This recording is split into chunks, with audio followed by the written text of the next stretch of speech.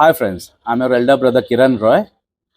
So today my topic is going to be signs of a nice guy, because as I've been telling you in lots of my videos that on the top lies the apex predators, the alphas, and in the bottom, the last section of the pyramid comes the simps and the nice guys. So in this video, I'm going to tell you what are the signs of a nice guy and why you should not be a nice guy.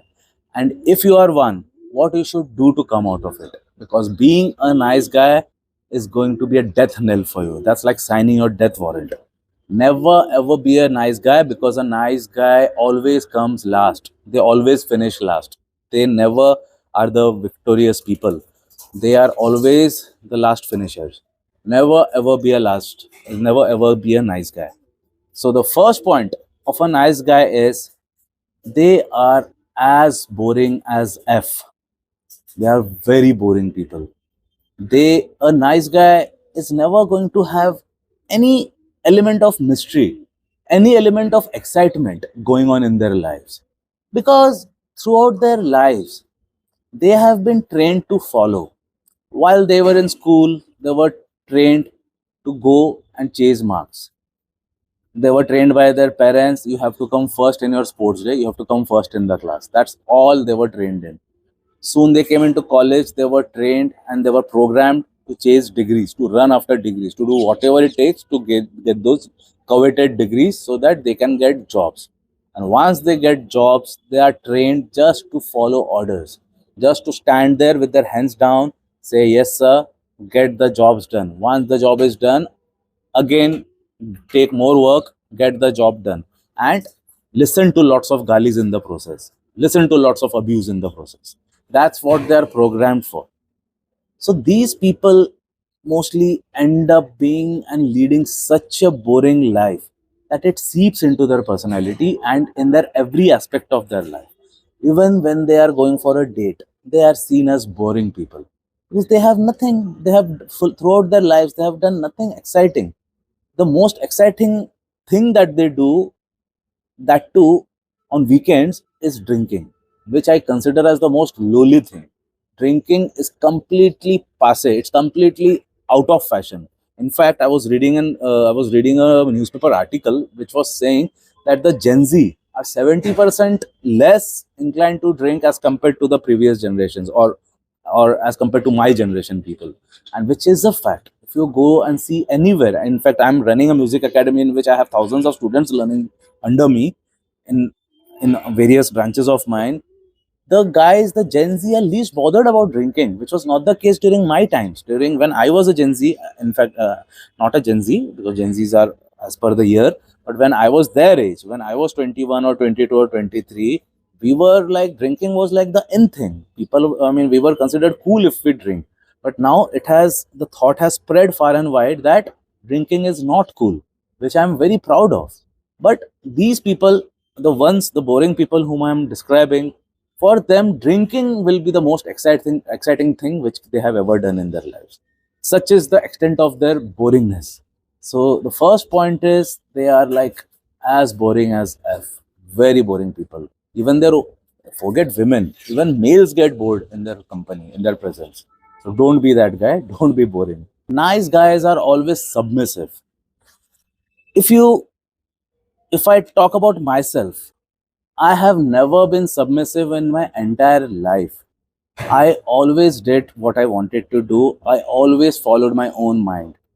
Even if that meant going against my parents, going against the society, going against the entire fabric of the society or the school, college for that matter. In fact, I was rusticated from 4 colleges.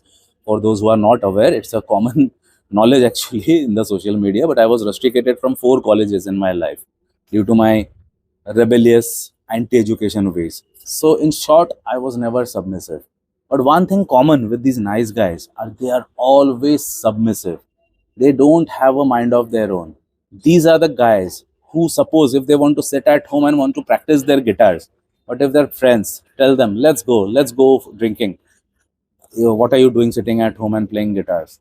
Come, come out with us. So in spite of he not being in the mood to go out to drink, He will leave his job at hand, his task at hand, and he will go and drink because he's submissive. I've personally seen this thing because my academy, Guitar Hall Academy, has been given contracts by very big corporates to impart music education in their premises as a stress busting need for their employees. So I go there to renew my contract every year. At many offices I have to go. So when I go, I don't just sign and come back home. I go there, and when they offer me tea or a coffee, though I don't drink either of those, but I do take that. I do take a cup of tea or coffee, and I go out where they have their cigarette breaks. I go to that designated area because that is one area from where I have learned and observed lots of things happening. I've learned and observed lots of office politics happening, lots of backstabbing happening.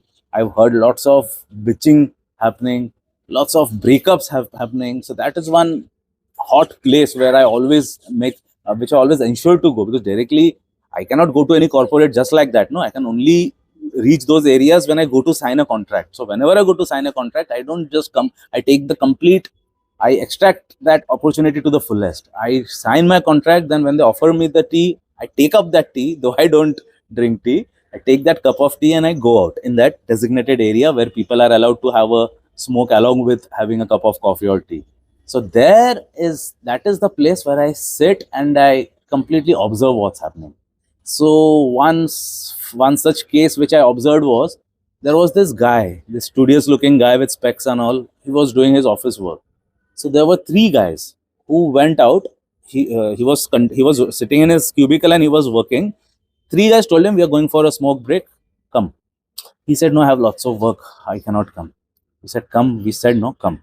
Come. It will be good." Nicely only they said. They did not order or anything. Nicely said, "Come." They insisted that he comes. So, in spite, I was seeing what he will do. So he said, "Okay, I will see." They went. He was continuing his work. So I was in the full observation mode. I was seeing, if he doesn't go, that means he has a mind of his own, because he clearly had lots of work and he clearly wanted to focus on his work. But since his friends were insisting that he comes, so he was my prime subject. And I was wishing from within that, don't get up, do your work, do your work. 2 minutes, 3 minutes. On the fourth minute, he stood up, he was submissive, he went, he joined them for a smoke. Lost. All marks lost. So that is what I'm saying. Don't be that guy. If you have some work, that should be your first priority. For your work, never be submissive to somebody else's demands or needs. It can be your girlfriend also, for that matter. Suppose if you're in your office, you're doing some heavy duty work, your girlfriend calls you from the airport and says, "Hey baby, I've reached the airport, can you, I'm not getting any cab, can you please come and and pick me up?" On many instances I've seen these guys, though they're busy and headlong, they're stuck in work, but still they give some or the other lame excuse to their bosses, and they take take an off for 2 hours, citing some reasons that my mother has fallen in the bathroom or something like that. They go, pick her up, drop her home, then again they get back to work. That is being submissive. Because what I would do in that scenario, I would say, "Baby, I wish I could have come, but I'm completely headlong in work right now. I cannot come, but I can arrange one cab. I can send one cab for you from my mobile phone. That I can offer." Well, I mean, you cannot, I mean, I'm not asking you to bluntly say, "No, I cannot come." You can give one alternative. Ideally, what I would have done, I would have sent one cab on my behalf, or if I have a driver, because which I have, and when that happens with me, and when I am working, and when I was in relationships, I personally, if I happen to be busy, I would not go. Otherwise, I would have gone also. I've gone also many times. But suppose if I'm in an office meeting, or if I'm conducting classes, or if I'm doing some of the other work and I cannot go, I don't directly bluntly refuse. I arrange for a cab, or I send my car along with my driver. That is what I do. So that is what ideally you should be doing. But a nice guy always wants to be nice. So they end up being submissive in the process, which in turn decreases all the attraction that they might have developed in the eyes. So never be submissive. Have a mind of your own and make your work your first priority. My next point is, a nice guy is always predictable. They are as predictable as F. You even know what they are going to say next. They are that predictable. You even know when they are going to pee, that is time for their pee. You know what they'll be doing next. And that's the common identification pattern of a nice guy. And that is the last thing anybody likes for that matter. Even a male wouldn't like a predictable male friend who is that predictable, because everybody thrives on unpredictability. If somebody is always predictable, there is no spark left. Because what's the difference between a robot who's programmed to do things at one particular time? See, I'm not talking about routine. I am myself a person who is highly disciplined, who follows a strict routine. I'm not talking about routine. Routine is important. I always go to bed at the same time, wake up at the same time, go to the gym at the same time, go to run at the same time, have my meals at the same time. I'm not talking about these things. These things are mandatory. Routine, when it comes to discipline, routine, when it comes to your betterment, is always a good thing. But I'm talking about overall predictability. See, though I'm always disciplined. I do everything as per my designated time. But still I'm the most unpredictable person in the world. Even forget others, even I don't know, I myself don't know what I'll be up to next. So never ever be that kind of a predictable jerk, because a predictable person has no mystery, no element of mystery, nothing going. I mean, there is nothing great about it. So predictability is the killer, which I have noticed. So don't be that. As I said, 90% comprises of simps and nice guys, and predictability is a one big sign of a nice guy. Never ever be predictable. Always be unpredictable in life. That is the trick, basically. Now, my next point is, a nice guy always plays it safe. You will see a nice guy doing that same job for years and years. And typically, they are the guys who work in the same company, gets retired from that same company at age 65, gets a bouquet, and their colleagues think he's a jolly good fellow, and they come back home. They are the ones who have not achieved anything great in their life. They have just earned enough to pay their bills, to secure a decent education for their children. Even their children are not happy with them. So they are like the like, these kind of people are not inspirational. They are anything but inspirational. So the thing is, don't be that guy who always plays it safe. Because had I played it safe, and I opted for my father's business when I was 16 or 17-year old, instead of starting my guitar hall academy, I would have made a good amount of money. But I don't think I would have been invited to even a single college to give a motivational speech. Today, I don't know how many of you are aware, but I'm that guy who has been invited by all the topmost colleges of India, topmost corporates, as well as I've been invited by the Indian Army to give motivational speeches in the I mean, to motivate them. So you only say, had I taken that easy way out, would I have got chance even once to motivate them, to motivate the soldiers, or say the students for that matter, or the corporates for that matter? Never. That would have never have happened. So the thing is, what I'm trying to say is, these nice guys, they always choose to play it safe, meanwhile screwing their life completely by getting into a comfort zone. Because getting into a comfort zone means you're stagnating, and stagnation is death. Don't be that. My next point is, a nice guy always seeks approval and always asks for permission. Throughout my life, I have never ever asked for anybody's permission for anything in my life. I just did it. For that matter, I did not even seek, after I turned 16, I stopped asking for permission even from my parents. I would directly say, I'm doing it. I'm going there. I'm doing it. I'm going abroad for a concert. I would just say. I never asked for any permission. Whereas these nice guys, be it their wife, be it their girlfriends, be it anybody for that matter, they always seek approval and they always ask for permissions from them. Even if they want to wear a pant for that matter, or cargo for that matter, they will ask, can I wear this cargo tonight? Can I wear this shirt tonight? Is this sunglasses looking good in me? Will my shoes look good in me? They always ask for approval, they always seek approval, and they always ask for permissions. Whereas a guy like me, asking for approval seeking approval or asking for permissions is the last thing in our mind. In fact, we will never do that because we do it for ourselves and we give a flying F about what people think or say about us. If person says good, we are also unperturbed. If somebody says bad, we are the least bothered. It doesn't matter to us. The world does not exist for us. I don't care about what people say or think because it is me who thinks about myself.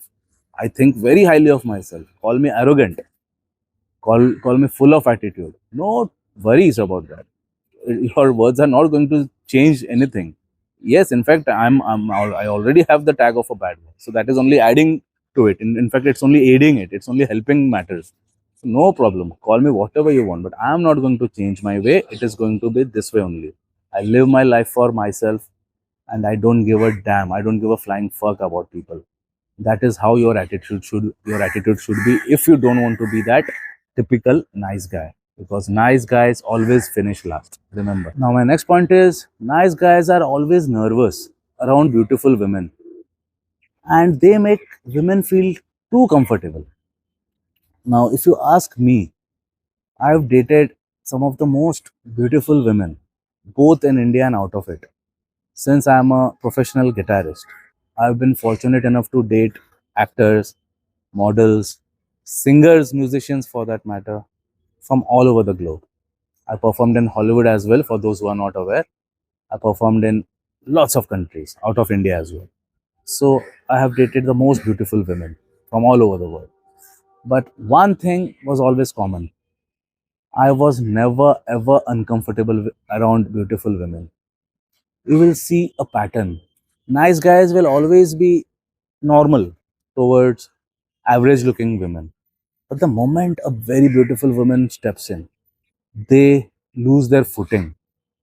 They are at loss of words. They fumble. They stammer. What is that? What does that imply? That implies that they are clearly uncomfortable in front of a beautiful woman. Whereas that was never the case with me. In fact, I would make them uncomfortable. That has always been my nature, that I make them uncomfortable. I would tease them. I would constantly tease them in a playful manner. I would say something to make them laugh.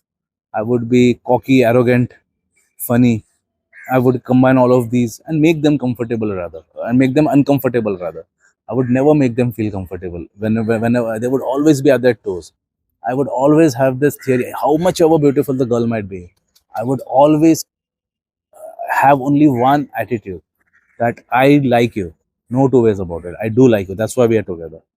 But my life does not revolve around you. And my life won't stop if you go out of my life. My life has always flourished. It will keep on flourishing whether you are there or without you, with you or without you. That has always been my attitude. Whereas what a nice guy does, they try too hard to make the woman feel comfortable. That you are my life, you are so beautiful. One more thing. In my entire life, in my entire dating career, you can say, I've never ever called a woman beautiful. Though I've been around with the most beautiful women. I've slept with the most beautiful women. I've dated the most beautiful women. But till date, I've never ever called them beautiful. I never said, oh, you are so beautiful. Oh, your eyes are so beautiful. Because you know why? You will ask me why. Every day she listens to that from the Sims and the nice guys, which I'm covering today. Every day, hundreds of such people says that same word. If I'm saying that same word, will she develop any tension? Will she develop any attraction? No, right? Because she is already aware. Because every day, ever since she was born, ever since she was 5 or 6 years old, she has been listening to that same thing, that, oh, you're so cute, when she was smaller. When she became big, oh, you're so beautiful, oh, you're so pretty, oh, you're so sexy. She knows that. And if I say that same thing, it's not going to happen that she's going to like me more. In fact, I'll be losing that attraction. So till date, I have never ever complimented a girl, because women's people say na, dating coaches say na, that if you want to impress a girl, shower her with lots of compliments. In my dating books, I strictly say don't do that. Don't do that mistake, because when you shower her with compliments, they can easily sense it. They have a strong sixth sense, unlike men. They can easily sense fake compliments, because people, they will be playing the basics. Oh, your eyes are so beautiful, your hair is so beautiful, your face is so beautiful, you look so beautiful. She's, if she is, she will always be aware of it. She's already aware of it. She doesn't need your approval. She doesn't need your affirmation. So that is the difference between, say, me or a nice guy. I never compliment and forget me being comfortable around them. It is me who makes them uncomfortable.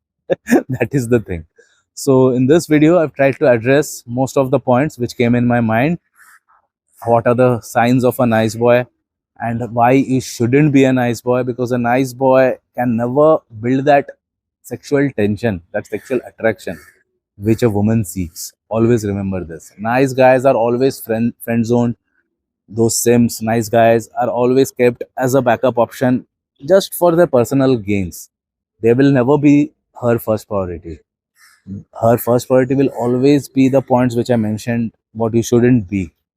So do comment if you have any doubts. I'll see you in the next. Jai Hind.